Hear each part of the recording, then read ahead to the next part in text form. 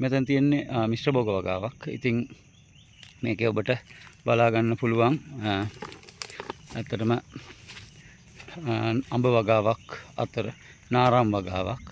ඊට අමතරව නෙල්ලි වගාවක් තියෙන පසුසින් ඔබට පේනවා ඇති. උස ගස් කිහිපයක් තියෙනවා. මේ නෙල්ලි වගාවක් තියෙන්නේ. ඉතින් ඊට අමතරව දෙහි වගාවක් ස්ථාපනය කරලා තියෙනවා. අලිවටත් එක්ක. ඉතින් මිශ්‍ර භෝග වගාවේ තියෙන ප්‍රධාන වාසියක් තමයි අපිට හැම කාලෙම ආදායමක් ගන්න පුළුවන්. දැන් මේ දවස්වල අඹවල ඕෆ් සීසන් එක. ඒ කියන්නේ අස්වැන්නක් නැහැ. ඒකම අපි මේ දවස්වල දෙහි වලින් සහ නාරං වලින් අස්වැන්න ලබා ගැනීම සිදු කරනවා.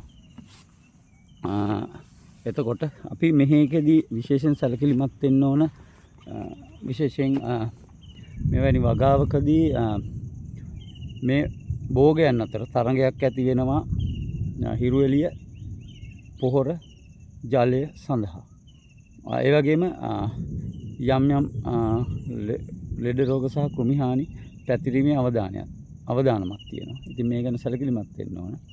විශේෂයෙන් අපිට මෙන්න මේවා කළමනාකරණය කර ගැනීම මගින් අපට ඉහළ ආදායමකට සහ අවදානම අඩුවෙන් අපි මේ වගාව සිදු කරගන්න පුළුවන්.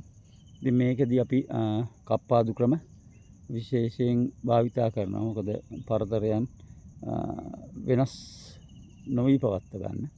මොකද නැත්තම් වෙන්නේ කිනකට ගස් සෙවන වෙලා ගැටලුකාරී තත්ත්වයන් නැති වෙන්න පුළුවන්. ඒ වගේම තමයි අපි පොහොර භාවිතය ඒ වගේ නියමිත තාක්ෂණානුකූලව කරන්න ඕන. කිරීම මගින් මෙවැනි මිශ්‍ර භෝග වගාවක් අපිට ඉහළ ආදායමකට යන්න පුළුවන්.